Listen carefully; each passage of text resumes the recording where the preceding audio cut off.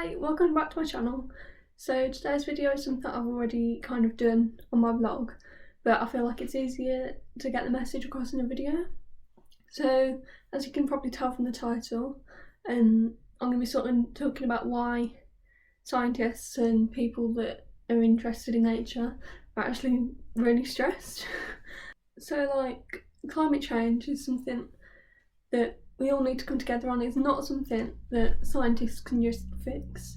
The public all needs to come together and hold large companies that are causing really bad damage accountable. So if you're not already convinced that big change needs to happen from like things you read before, I'd appreciate if you could watch this video, and I hope it inspires you to potentially think about making a change in your life.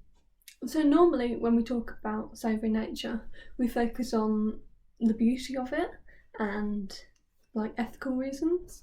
So some people actually have no interest in nature, and so talking to them about why you need to save it in that way doesn't really work. So today I'm going to be talking about why we should focus on saving it even if you don't care about nature itself. So it's going to be more selfish reasons in this video.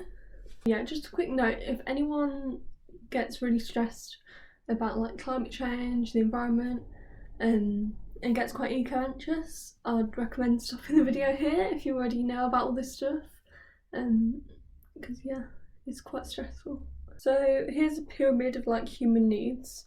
We're going to start at the bottom of it, and I'll try to explain how nature and environment contribute to each one and help us survive. I start at the bottom. Food, I feel, is pretty obvious. Food plants need pollinators and healthy soils and like a healthy ecosystem to actually grow in. And obviously if you get animals, they've got to eat some sort of plant. If you eat fish, their populations will decrease at the moment anyway because of overfishing, but also in the future they might have issues with breeding because of the amount of plastic that's in our oceans.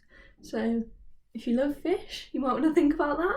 Water we drink is filtered through like healthy soils, and there's lots of like microorganisms and stuff. I don't really know the details of it, but I know it's a thing.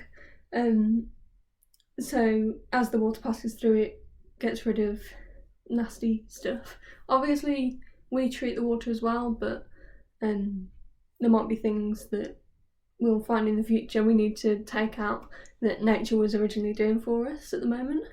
If that makes sense. Also, if global temperatures do increase, parts of the world are going to struggle with drought, and this will probably lead to conflict over water, and of course from that people will struggle. So for warmth, I'm going to specifically talk to the people in the UK. So if you think, oh great, the UK's cold, it's going to get warmer with climate change, well actually there's a good chance it might not. It might go colder because the Gulf Stream is actually what keeps our country warmer than other countries that are the same distance north as us. So climate change might affect that, and so we might end up being even colder. And I don't know about you, I'm not a big fan of being cold, and that would also have an effect on like the food we can grow in this country potentially. But yeah.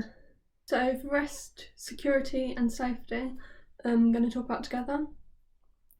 So if food or water becomes more scarce due to like plants or animals getting a disease or anything like that, then the chance of war and conflict increases, especially if we have like a decrease in the amount of water we can have.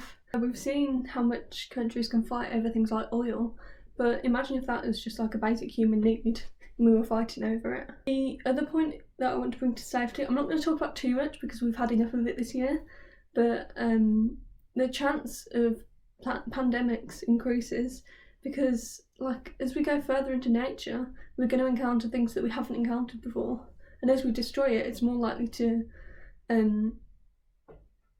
like spread. The other way that I think we could end up having more pandemics is that some viruses and bacteria are actually held in like Arctic ice, but what if the ice melts? What happens then? Like, does it just come out? So things we haven't encountered before or in a very long time could come back. So that's not fun to think about. Swiftly moving on to belongingness and love needs. I want you to consider the areas that you went on socially distanced walks with friends and family in. So, was it a park? Was it a woodland? Was it a walk in the countryside? And now I want you to consider the value that you put on these places that you were able to socialise in when you couldn't meet indoors. So onto the esteem needs. Well, there's some proof to suggest that spending time in nature can be good for your mental health, and obviously if you don't have great mental health, you're less likely to do well in something that you want to do well in, and so you're not going to hold yourself to the same, like you won't fulfill your self-esteem and things like that. Also, anyone that exercises outdoors, I want you to consider the value you place on the places that you either run or exercise in. Is it a park? That's green space. Finally, on to self-actualisation. So some creative activities actually began through nature, so like art. What about the cavemen? What did they draw on the walls? Well, it was animals and things. And that's sort of where art started, as far as I know. And lots of art, even nowadays, does have a focus on nature or things that directly link to nature. If you're a big fashion lover, please consider where your items come from. Does it have cotton in it? Well, cotton comes from a plant. Do you like holidays to the beach? How does seeing plastic and litter make you feel about those experiences? So I really hope this video has just made you think a bit more about the value you put on these things we discussed. I know it wasn't the happiest topics. I might do a part 2 if you like, where I talk about like things you can actually do and things you can get involved in to help. Because although it is big companies that need to make the change and politicians and stuff, it starts on the public's level, so nobody's buying something because it is plastic, for example, then those companies are more likely to make a change because they want us to buy those things. So yeah, I think this is something that's really important to be discussed, and that's why I made a video about it, even though it's quite negative. So yeah, please like and subscribe. As usual, I'm going to have links to petitions and things in my description, as well as my social media links. So yeah, thanks for watching.